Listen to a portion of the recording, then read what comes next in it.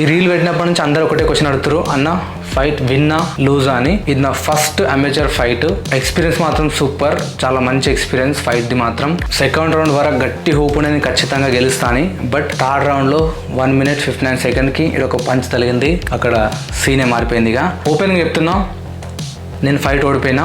Win అయినా loose అయినా నేను హానెస్ట్గా యాక్సెప్ట్ చేస్తున్నా, ఎందుకంటే నాకు విన్నింగ్ కూడా కొత్తనే అండ్ లూజింగ్ కూడా కొత్తనే. ఇప్పుడు ఓడిపోయినంత మాత్రం నేను ఫైట్స్ ఆపుతాను అనుకుంటారా?